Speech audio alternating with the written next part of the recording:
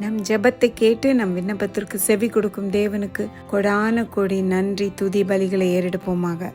நம்ம விரும்பத்தகாத காரியங்களாக வேதம் கூறுகிறதை நாம் வெறுக்க வேண்டும். நாம் எதையெல்லாம் வெறுக்க வேண்டும், விரும்பக்கூடாது அப்படின்னு சொல்றது நீதிமொழிகள் 20:13. துக்கத்தை விரும்பாதே, விரும்பினால் தரித்திரனாவாய், கண் விழித்தால் ஆகாரத்தினால் திருப்தி ஆவா என்று நீதிமொழிகள் 20:13 சொல்லுது. 21:17 சாலமோன் ஞானி சொல்றாரு, சிற்றின்ப பிரியன் தரித்திரனாவான், மதுபானமும் எண்ணெயும் விரும்புகிறவன் ஐஸ்வர்யவான் ஆவதில்லை. நீதிமொழிகள் 24:1 சொல்றாரு, பொல்லாத மனுஷர் மேல் பொறாமை கொள்ளாதே, அவர்களோடு இருக்கவும் விரும்பாதே. கலாத்தியர் 5:26 வீண் புகழ்ச்சியை விரும்பாமலும் ஒருவரை ஒருவர் கோபம் மூட்டாமலும் ஒருவர் மேல் ஒருவர் பொறாமை கொள்ளாமலும் இருக்க கடவோம் அப்படின்னு பவுல் அப்போஸ்தலர் சொல்றார். தாவீது சங்கீதம் 52:3 சொல்கிறது, தீமையையும் பொய் பேசுவதையும் நாம் விரும்பக்கூடாது. மத்தேயு 23:7 மனுஷரால் மேன்மையாக அழைக்கப்பட விரும்பக்கூடாது.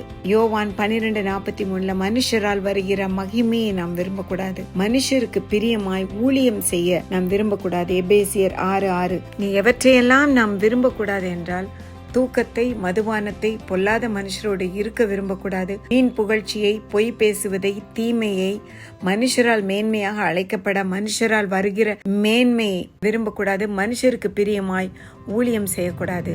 அல்லேலூயா. கர்த்தர் தாமே நம்மை ஆசீர்வதிப்பாராக.